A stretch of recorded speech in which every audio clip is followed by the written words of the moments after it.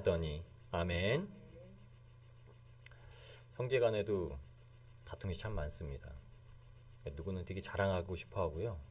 누구는 피해의식에 사로잡혀 살고요. 저는 이렇게 터울이 많아서 그런 게 없었습니다. 근데 저희 큰형님하고 작은형님이 1살 터울이세요. 왜 마지 장자 특유의 그 저기에 카리스마가 있는 거 아시죠? 1살 터울인데도 막 못하면 막 작은형도 많이 때리고 그랬나 봐요. 그래도 못 덤벼들어요. 1살 터울이라도. 왜냐면 큰형은 할머니의 총애를 받고 있었거든요. 할머니, 고모 모든 집안 여자들의 총애를 받고 있었습니다. 어떻게 보면 작은형 참 피해의식에 많이, 제 작은형님도 피해의식에 많이 그게 사로잡혀 사신 것 같아요. 요새는 더 마음이 쓰입니다. 제가 어렸을 때 저희가 이제 저희 집인 줄 알고 살던 집이 전셋집이었더라고요. 한옥집에 마당이 넓고 기역자로 생긴, 한옥집은 아니고 옛날 집이죠. 한옥 형태로 만든 기와장 만든 기와집이죠. 방이 1칸, 2칸, 3칸, 저희가 이제 일렬을 방을 3칸을 쓰고 이제 옆에 방 2칸이 있는 다른 열을 다른 가정이 썼습니다. 저는 그 가정이 저희 집에 새 들어 사는 집인 줄 알았어요. 아니더라고요. 그냥 다른 주인한테 똑같이 새 들어 사는 저기더라고요. 근데 거기에 이제 형 2명이 있었습니다. 저랑 1살 터울이고 저랑 3살 터울이고 친하게 지냈어요. 오랫동안 같이 살았죠. 거의 한 5년 넘게 이렇게 산 것 같아요. 근데 그 아주머니가 여호와 증인이었습니다. 여호와 증인이었을 겁니다. 근데 그 어느 날 이제 부모님들끼리도 친하셨어요. 부모님들끼리 나가시면 이제 저희만 혼자 집에 있잖아요. 그러면 이제 막 이렇게 뭐 사 먹으라고 이제 뭐 돈도 주고 가기도 하고. 제 기억에 그날도 그랬던 것 같아요. 이제 부모님들끼리 이제 식사하러 어디 나가셨는데 저희가 셋이 남았잖아요. 제가 초등학교 어렸을 때 것 같아요. 근데 그 큰 형이 저한테 야, 이제 엄마 아빠 나가면 우리 좀 이따 오락실 가자 그러는 거예요. 이렇게 셋이 모여서 소곤거리는 거예요. 제가 눈치도 없이 엄마 우리 오락실 갈 거야 그런 거예요. 근데 이 형이 화들짝 놀래더라고요. 근데 저는 못 봤는데 이제 아주머니가 레이저를 쏘셨나 봐요. 그러니까 저는 왜 그런지 몰랐지. 오락실 가서 한번 혼난 경험이 있었던 거예요. 저보다 3살 많은 형이 막 제가 딱 그러니까는 깜짝 놀라가지고 막 저 구석에 가서 막 그 어머니의 레이저를 받고 나서 구석에서 막 울더라고요. 저는 너무 깜짝 놀랐습니다. 제가 그걸 고자질하려는 마음이었는지 그냥 너무 좋아서 자랑하려고 부모님을 불러서 얘기했는지 몰랐는데 그 형한테는 그게 큰 사건이었던 거죠. 아마 한번 혼났던 적이 있으면 그게 나한테 뭐죠? 잘못하는 일이에요. 근데 어린아이들이 오락실 가는 건 그 잘못하다는 인식을 못해요. 저도 오락실도 뭐 많이 갔고 그랬지만 더 어렸을 때인 것 같아요. 그러니까 그 형이 혼났으니까 그렇게 반응을 보였겠죠. 왜냐면 이미 사건이 있었던 거죠. 죄로 여겨지는 혼났던 사건이 있었던 거죠. 근데 그 사건 가운데 이제 제가 중심에 서서 눈치가 없었던 거죠.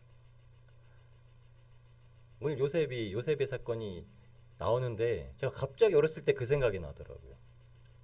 굉장히 오래된 한 30년이 훌쩍 넘은 거죠. 거의 30몇 년 된 그 이야기인데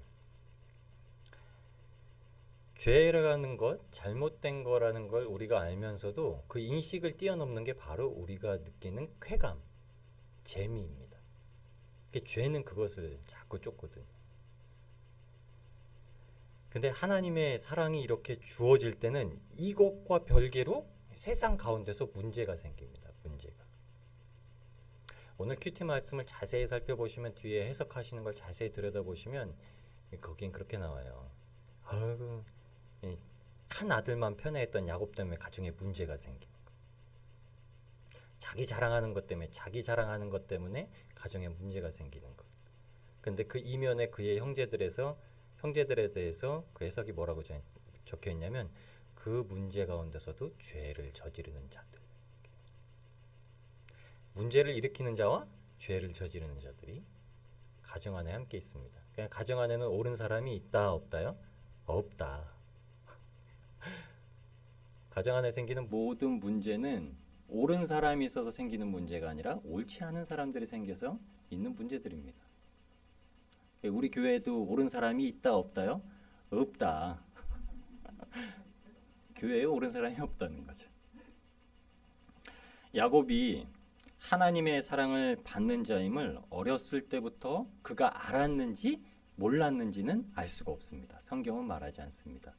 그런데 저는 아마도 야곱이 하나님께서 택하셨다라는 걸 알았을 거라고 생각을 합니다.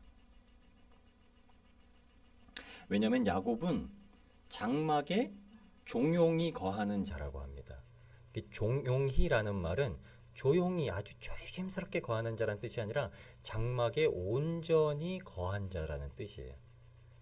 야곱이 장막에 거했을 때는 아브라함이 아직 죽지 않았을 때입니다. 어렸을 때는. 그러면 아브라함이 말하는 하나님을 듣고 그 다음에 아버지 이삭이 말하는 하나님을 듣고 장막에 거했던 이유가 그거예요. 그가 아주 여리여리하고 막 피부도 곱고 형과 같이 드러나가는 사람이 아니라 그는 말씀 듣기를 즐겨하는 사람. 그냥 하나님께서 택하셨다는 걸 어머니를 통해서 알았거든요. 리브가를 통해서 태중에서 싸울 때 하나님의 약속이 어땠죠?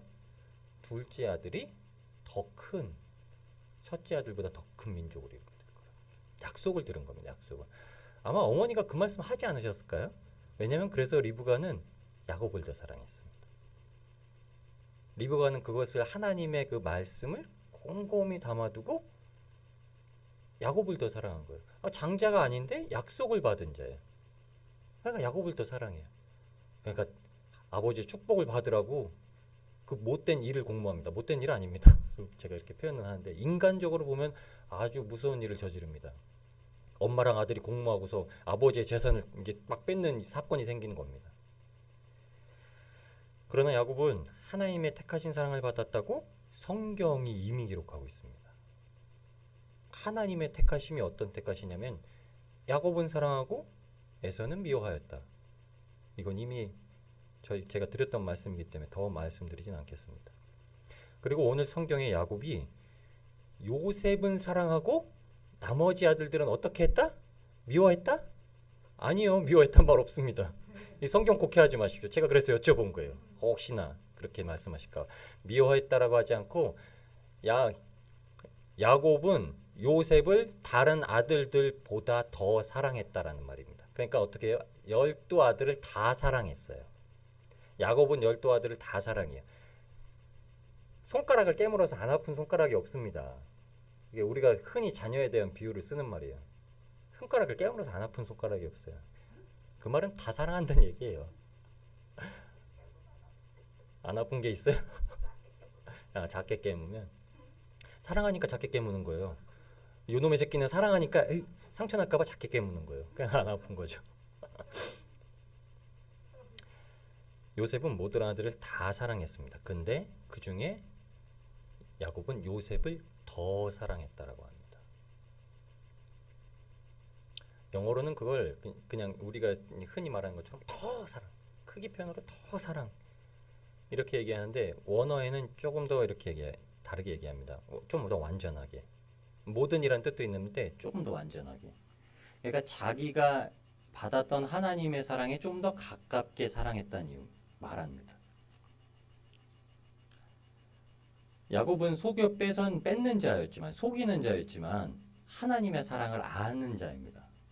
야곱을 인간적으로 보면 우리가 인간적으로 하나님 없이 살아가는 세상에서 보면 참 나쁜 사기꾼처럼 여길 수 있는데 하나님이 거기에 들어오시잖아요. 야곱이라는 사기꾼이라는 이름에 하나님이 들어오시면 하나님의 사랑을 아는 자. 왜냐하면 야곱은 세상에서 속여 빼앗는 자가 아니었어요. 하나님의 축복을 받으려고 속이는 자였습니다. 하나님의 축복을 받는다는 건 아버지의 모든 소유가 내 거야, 내가 저거를 다 가질 거야 라는 뜻이 아니라 하나님께서 주시는 그 복의 계보에 내가 들어갈 거야. 그 자리에 내가 들어갈 거야. 뭐죠? 구원 얻는 자리에 나는 꼭 들어갈 거야. 그래서 야곱을 장막에 거하는 완전한 자라고 성경이 얘기하는 겁니다. 그러니까 하나님이 주시는 사랑을 보다 더 크게 알고 있었던 사람입니다. 그러니까 자기가 받은 그 사랑 중에 보다 더 큰 사랑을 누구한테요? 요셉한테 준 겁니다. 성경에는 그렇게 말합니다. 그가 노년에 얻은 아들이기 때문에 요셉을 사랑했다고요. 근데 노년에 얻은 아들이면은 베냐민이 제일 사랑받아야 되는 아들이에요. 근데 베냐민을 더 사랑하는 아들이라고 얘기하지 않습니다. 왜냐하면 베냐민에게는 사랑하는, 정말로 사랑해서 결혼하려고 했던 그 유일한 아내를 잃어버리는 슬픔을 같이 겪은 사건이 있는 자녀였거든요. 그러면 슬픔이 없이 온전하게 사랑과 기쁨만으로 이루어진 아들이 누구냐고? 요셉입니다. 라헬 때문에 돈도 안 받고 삼촌 라반에게 7년 동안 봉사한다고 한 거예요.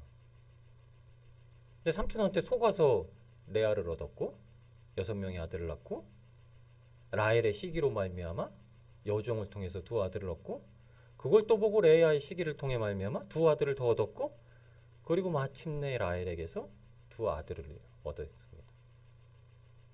주일날 우리가 큐티 말씀 보신 것처럼 그 사건 가운데는 그렇게 돌아오는 사건 가운데 야곱에게는 하나님께서 허락하신 게 뭐냐면 진짜 하나님만 아는 사람.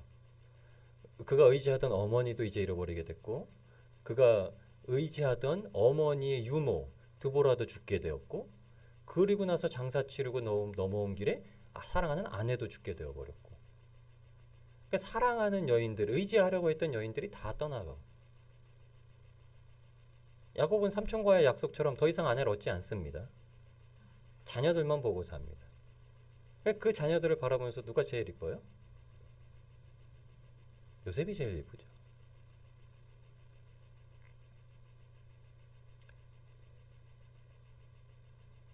우리는 하나님한테 사랑을 받을 때 비교급 사랑을 절대 받지 않습니다. 하나님이 우리를 사랑할 때 비교급 사랑을 절대 안 하세요. 하나님이 저를 사랑하셨잖아요. 그 똑같은 크기만큼 이 사람도 사랑합니다. 이 사람도 사랑하고 집사님도 사랑하고 권사님도 사랑합니다. 근데 하나님의 사랑의 크기는 어떨까요? 깨닫는 만큼 커집니다.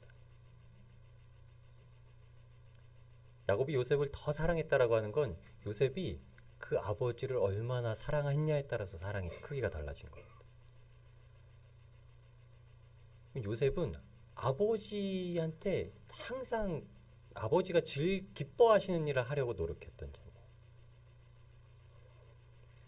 오늘 저희가 읽은 본문 앞절에 보면 요셉이 이렇게 얘기합니다. 요셉이 아버지한테 그 형들이 잘못한 일을 고자질해요.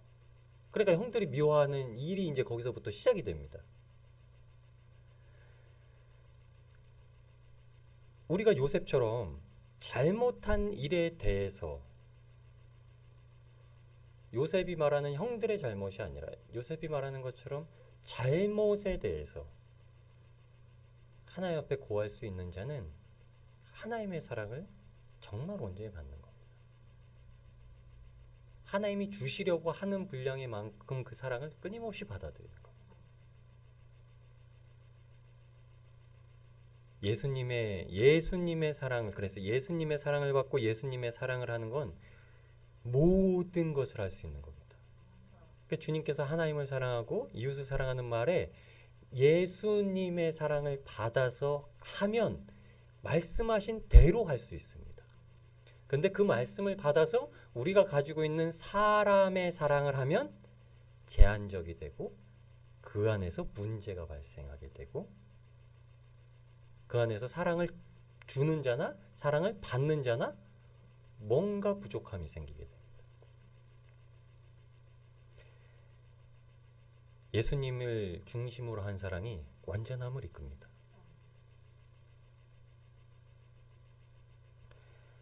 야곱은 정말로 아들들을 사랑했는데 어떻게 살아가냐면 아들들의 잘못에도 별 말을 안 합니다. 창세기 34장에 보면 디나의 사건으로 말하면 2 아들이 범죄해요. 2 아들이 범죄한 게 아니라 다른 아들들도 범죄합니다. 거기에 제가 생각하기로 요셉은 안 꼈을 겁니다.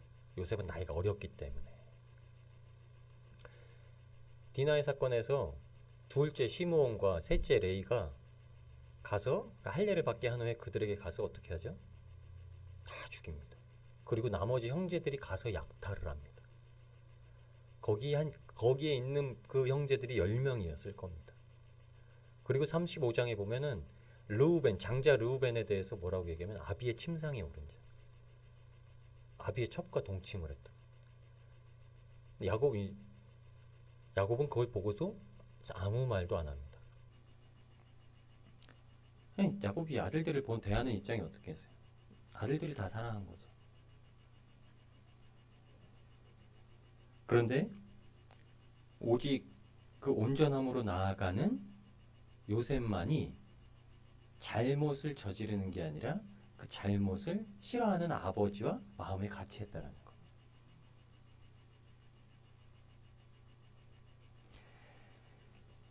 창세기 37장 오늘 본문 그 앞절에 있는 2절 말씀에 그가 그들의 과실을 아비에게 고하더라라고 했던 그 과실이라는 게 히브리어로 라입니다. 라.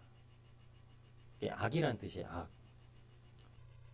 좀 이렇게 재미난 사실 알려드릴까? 요한계시록에 짐승의 숫자를 몇으로 표현하죠?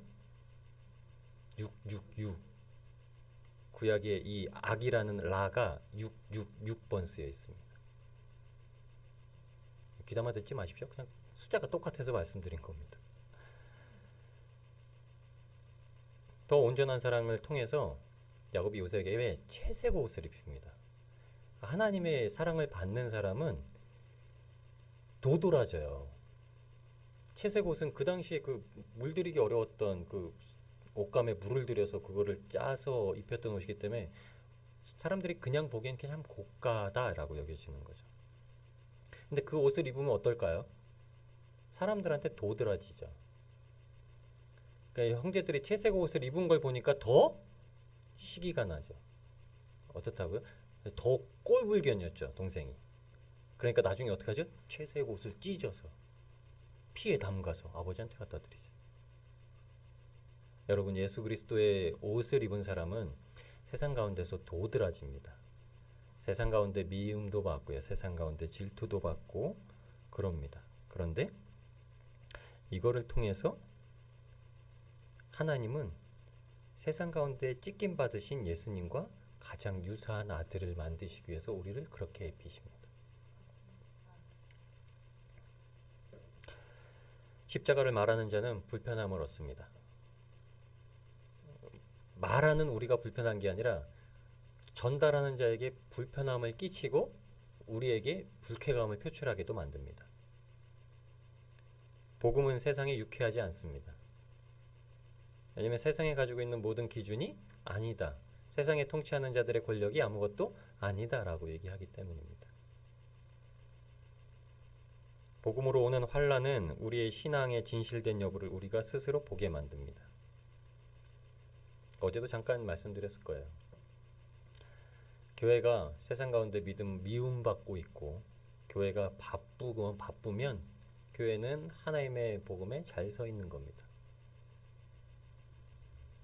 세상에 사는 사람들이 자기들의 기준에 맞게 이렇게 그 말을 들으니까 내 생각과 맞다라고 여겨지면 교회는 복음을 제대로 전하고 있는 게 아닙니다. 저희는 세상 사람들의 기준과 맞지 않습니다. 복음은 예수님의 십자가는 왜요? 죽으라고 하거든요. 내가 죽으라고 하거든요. 이 땅에서 나의 이익을 추구해야 되는 사람들에게 내가 죽어야 되고 내가 포기해야 된다고 얘기하거든요. 세상 사람들은 그거 참 하기 싫어하는 일입니다. 어떻게 보면 우리도 참 하기 어려운 일입니다. 그런데 오늘 본문을 통해서 우리한테 하나님은 그렇게 우리에게 예수 그리스도의 옷을 입히셨고 그렇게 도드라지게 하시고 그렇게 미움받게 하시고 그렇게 우리가 팔려가게 하십니다. 그런데 그 가운데 하나님이 동행하여 형통한 자가 되게 하시고 마침내 구원의 영광을 누리게 만드십니다. 십자가의 사랑은 끝까지 견딜 때 천국에서만 나타납니다. 이 땅에서는 별 결과 안 나타날 겁니다. 이 땅에서는 교회 다닌다고 뭐 큰 결과로 우리에게 그 복을 보여주진 않으실 겁니다. 고난이 축복입니다. 이 땅에서는 고난 받고 받는 대로 축복입니다. 그건 천국에서 주님께서 예배하신 보상을 받는 것으로 끝날 겁니다.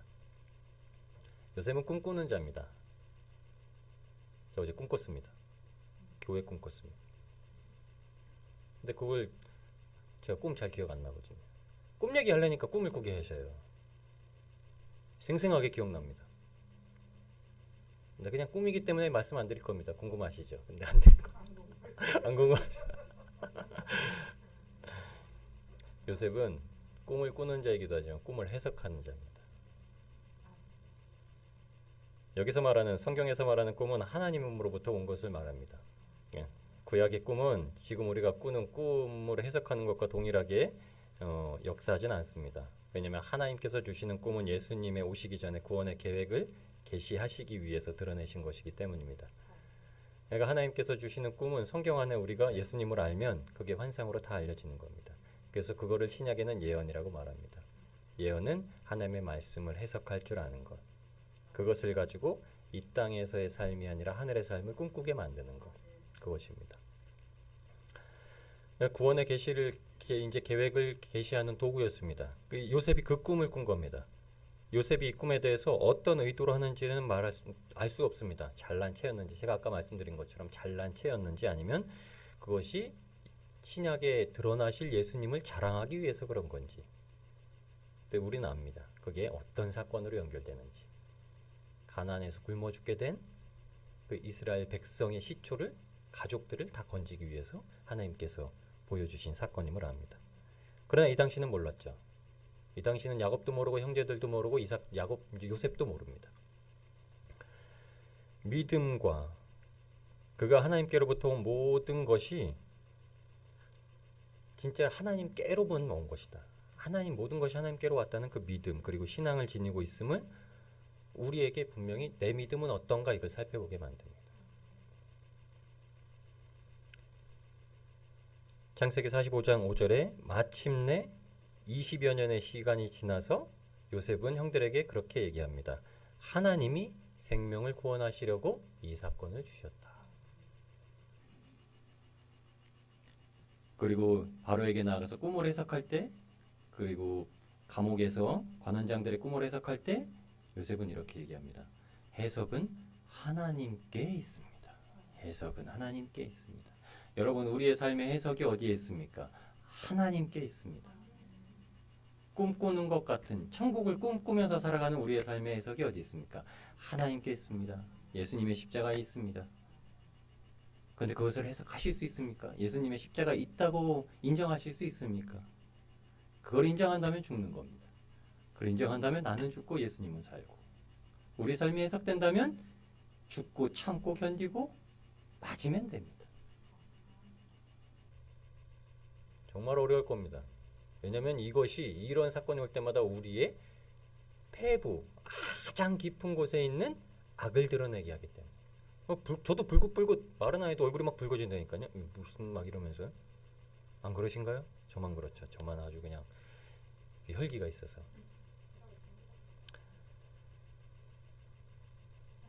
5절에 요셉은 첫 번째 곡식단의 꿈을 꾸고서 형들에게 말합니다. 그리고 두 번째는 해달별의 꿈을 꾸고서 형들에게 말합니다. 해달별에 대해서 얘기를 했을 때 그 겉으로 드러나는 의미는 그겁니다. 야곱이 말한 것처럼, 그러면 네 아비와 네 어미와 네 형들이 다 내게 절하겠느냐? 네 형제들이? 이제 야곱도 벌컥 그러죠. 그렇게 얘기는 했나는데 곰곰이 생각을 합니다. 해달별이 그랬다는 건 어머니 라헬은 이미 죽었습니다. 창세기에 보면은 근데 이 해달별을 무엇이라고 얘기하냐면 1장 17절에 땅을 비추어 드러내는 것이라고 합니다. 해달별의 의미가. 요셉이 꾼 꿈은 뭐죠? 하나님께서 이 땅에 생길 일을 드러낸다고 보여주신 겁니다. 형제들은 그것을 가지고 오늘 저희가 읽었던 본문처럼 네가 우리 왕이 될 것이냐? 네가 우리를 다스리려고 그런 말을 하냐? 이렇게 혈기를 냈지만 하나님은 그것이 이 땅에 일어날, 이 가정에 일어날 일을 비추었다라고 하는 겁니다. 이 땅이 죽게 될 것, 이 가정이 굶어 죽게 될 사건을 드러나게 하셨다는 겁니다. 근데 그 중에 한 단을 통해서 요셉을 통해서 그렇게 되지 않을 거야. 여기서의 요셉은 예수님입니다. 이 땅의 모든 죄악으로 죽게 될 때에 한 분 하나님 예수 그리스도 성육신을 입고 이 땅에 오셔서 우리를 살리시는 사건.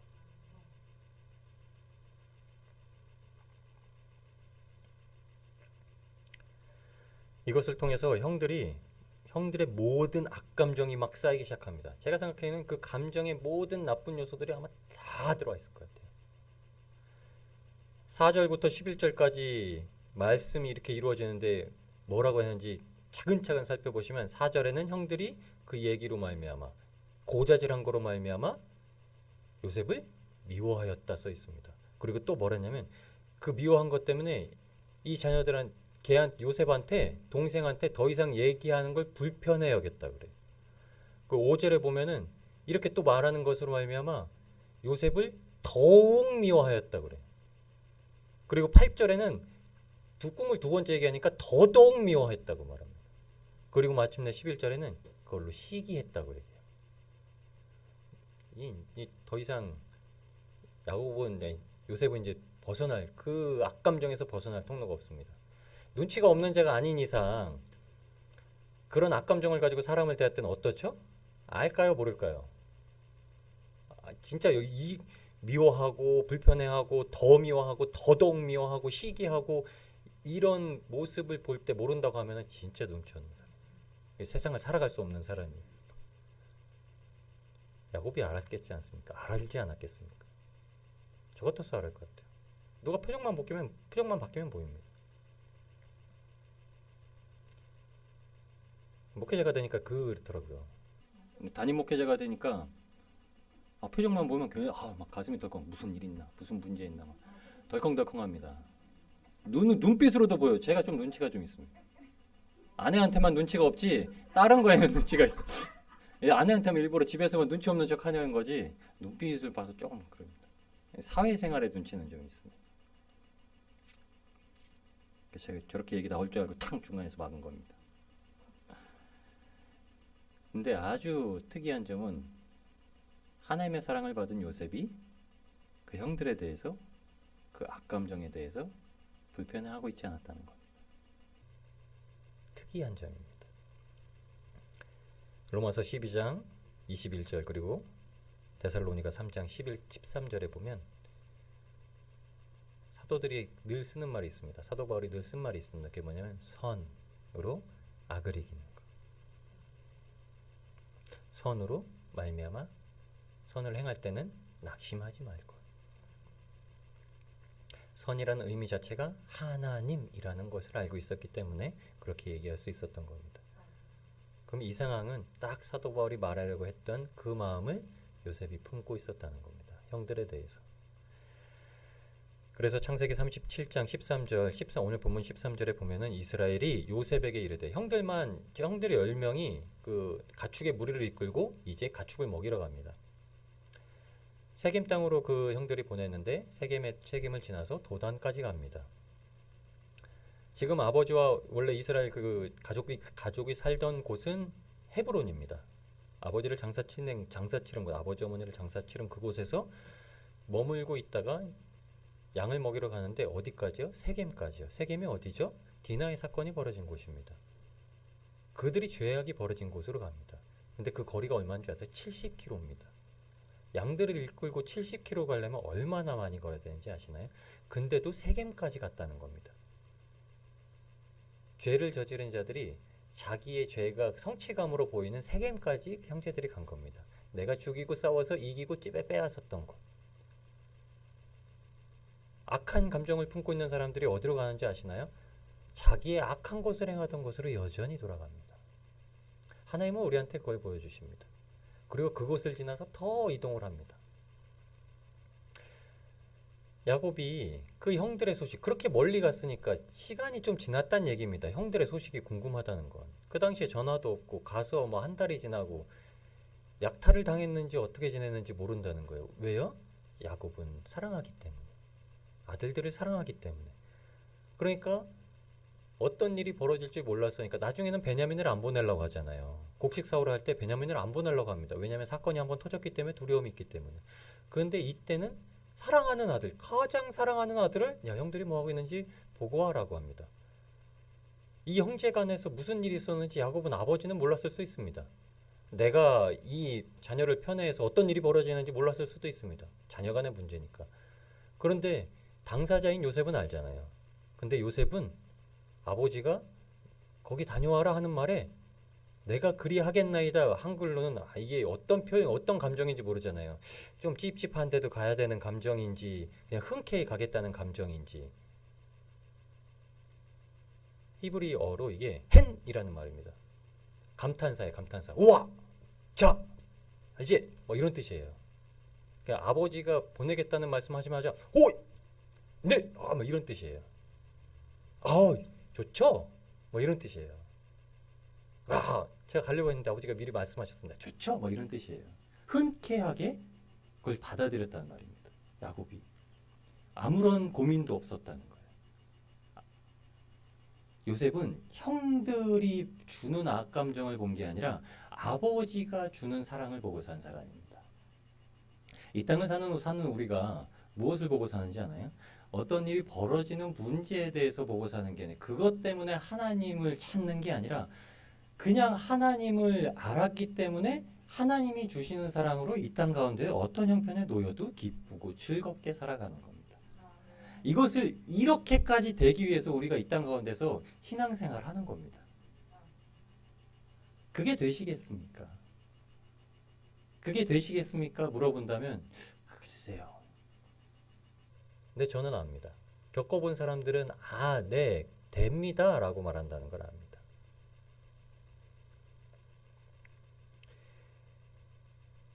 그래서 우리가 하나님의 기쁨을 위한 영성을 구해야 됩니다.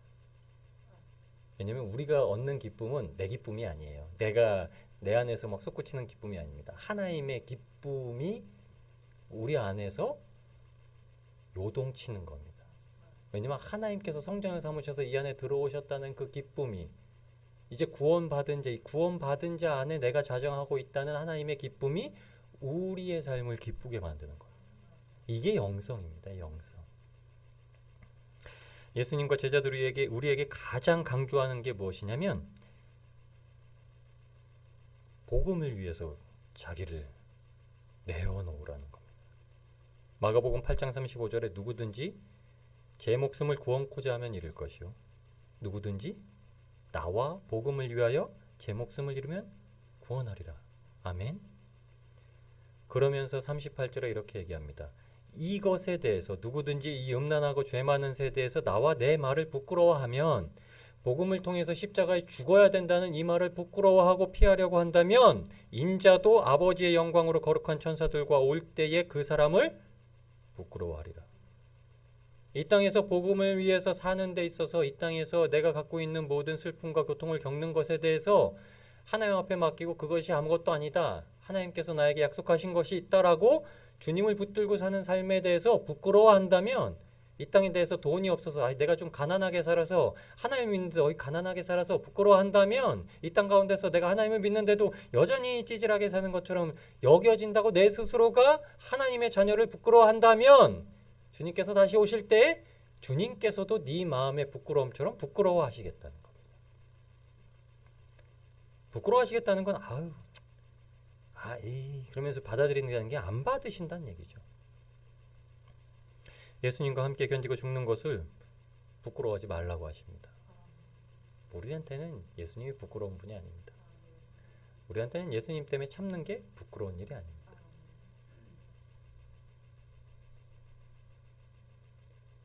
주님의 영성이 우리 안에 들어오면 참아지게 됩니다. 주님의 영성이 우리 안에 들어오면 어떤 문제를 야기하게 된 내 죄가 부끄러워지는 겁니다. 사도 바울이 갈라디아서에서 언급한 것은 주일에 충분히 말했습니다. 마가복음 8장 34절에 그래서 예수님께서 이렇게 얘기합니다. 무리와 제자들을 불러서 이르시되 아무든지 나를 따라오려거든 자기를 부인하고 자기 십자가를 지고 나를 쫓을 것이니라. 아멘. 성령의 이끄심으로 우리는 죽고 부활합니다. 죽어야 그 죽음 가운데서 부활하죠. 혈기로 죽어야 혈기로 죽음 가운데서 영으로 살아나죠. 영생의 열매를 위해서 육신의 열매를 사는 것이 그리스도인의 모습입니다. 영생을 얻기 위해서 지금 이 땅을 사는 겁니다. 이 땅에서 잘 먹고 잘 살고 부를 누리기 위해서 하나님을 믿으며 사는 게 아니라 영생을 얻기 위해서 이 땅에서 육신으로 어떤 형편에 놓이든지 잘 사는 게 그리스도인입니다. 핍박받으면 핍박받는 대로 하나님을 즐거워하고 기뻐하고 감사하며 잘 사는 게 그리스도인입니다. 이것이 힘든 일이라고 얘기해드리지만 또 힘들지 않은 일일 거라고 권면하고 말씀드리겠습니다. 마가복음 8장 29절에 예수님께서 왜 이 복음에 대해서 죽으라고 우리한테 말씀하시고 십자가를 지라고 말씀하셨냐면 그 이전에 베드로가 사건을 일으킵니다. 마가복음 8장 29절에 예수님께서 나를 누구냐라고 하는 질문에 베드로가 대답해서 말합니다. 주는 그리스도이시니이다. 베드로가 고백한 겁니다. 주는 그리스도시니이다. 이 말은 나의 주인은 그리스도입니다. 그리스도라는 그 호칭은 이 땅에서 우리 삶의 주제입니다. 우리는 그래서 우리가 그리스도인이라는 기독교인이라는 호칭을 가지고 사는 겁니다. 어느 교회 교인, 교회 다니는 사람이 아니라 이 땅에서 우리는 그리스도인입니다. 우리한테 이 호칭을 부여하시기 위해서 예수님께서 그 호칭을 가지고 계셨던 겁니다. 베드로는 내가 나의 주님이 이끄시는 기름 부으심을 받은 대로 따라갑니다라고 고백한 겁니다. 주는 그리스도시요. 주는 나의 주님이십니다. 주인이신 주인은 기름 부음 받은 자이십니다. 이렇게 얘기한 겁니다. 우리는 늘 이 고백을 하면서 나는 그리스도인이요, 나는 그리스도인이요 이렇게 얘기하는 겁니다. 우리는 성령의 기름 부음 받았고 성령의 기름 부음 받았기 때문에 주님께서 하시는 모든 명령대로 하며 살아갈 수 있는 자입니다. 참고 견디고 할 수 있는 자입니다. 근데 요셉은 야곱의 이 분부에 그대로 대답하고 이렇게 행합니다. 베드로는 못했던 걸 요셉은 합니다.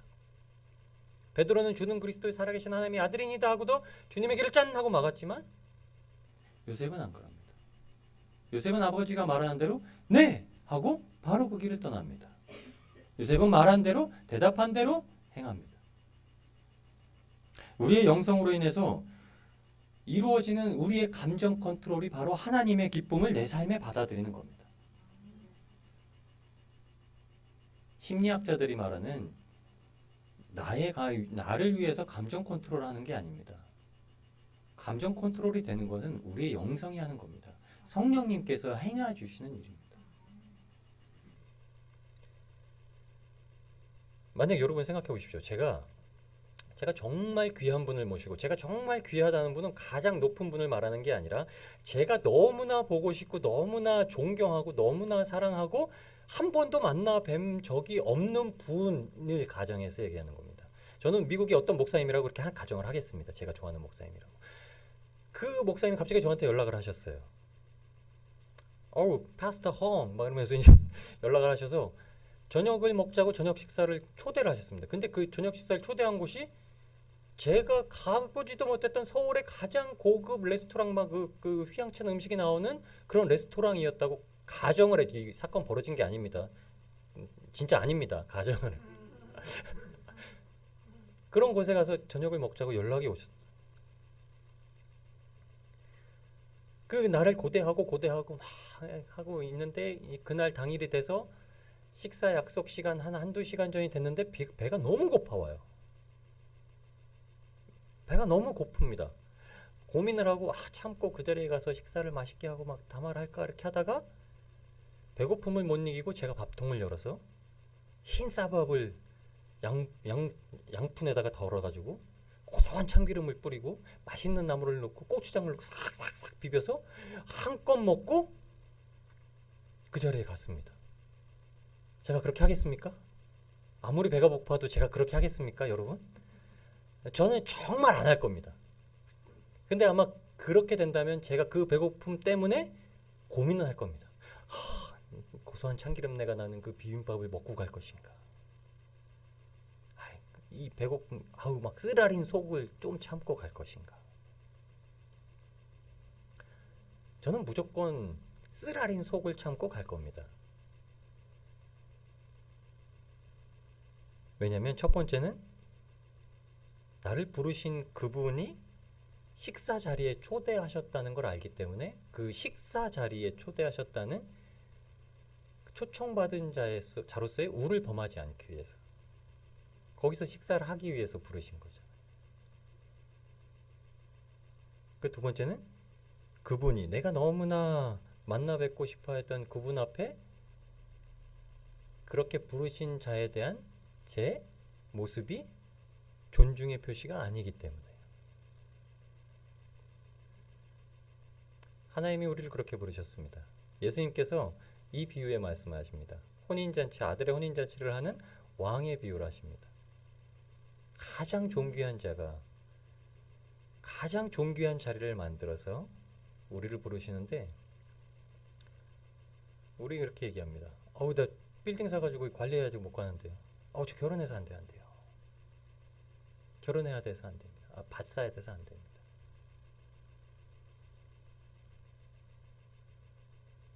제가 그 자리에 갈 때 헐렁하고 루즈한 티셔츠를 입고 그렇게 가진 않을 것 같습니다. 굉장히 단정하게 입고 갈 것 같습니다. 왜냐하면 성경에 왕이 준 그 혼인 잔치에 들어가는 그 예복을 입지 않은 사람을 쫓아냈기 때문에요.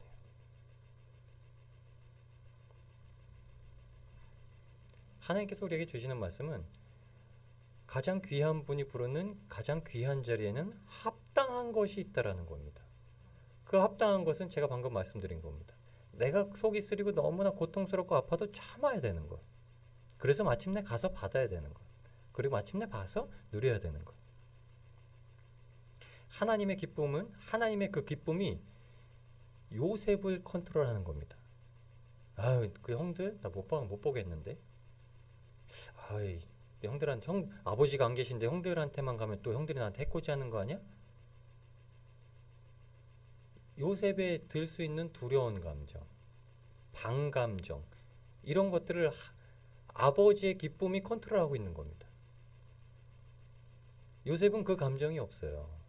형들에 대한 감정이 없습니다. 형들에게는 어떤 악감정도 성경에 표현되어 있지 않습니다. 창세기 45장이 될 때까지요. 그리고 요셉이 죽을 때까지요. 왜요? 요셉은 하나님께 집중했고 아버지께 집중했기 때문에.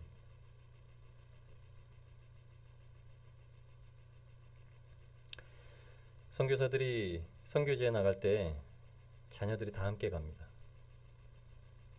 케냐 마사비에서 선교하고 계시는 고아원 선교를 하고 있는 정태균 선교사님이 있습니다. 젊은 분이세요. 가족이 함께 나갔는데 귀한 동역자가 있습니다. 요만한 초등학생 딸 정유진 꼬마 선교사입니다. 이 조그마하고 여리한 아이가 아버지를 따라서 케냐에 가서 선교를 하면서 고아원에서 현지 학교에서 아프리카 친구들과 함께 학교를 다니고 고아원에서 자기보다 어린 동생들을 안고, 피부색이 다른 동생들을 안고 케어하면서 꼬마 선교사 역할을 하고 있습니다. 그 꼬마 선교사님이 케냐 나이로비 한인교회에서 특송을 하더라고요. 이 특송을 부릅니다. 화려하진 않아도 정결하게 사는 삶, 가진 것이 적어도 감사하며 사는 삶, 내게 주신 작은 힘 나눠주며 사는 삶, 이것이 나의 삶의 행복이라고.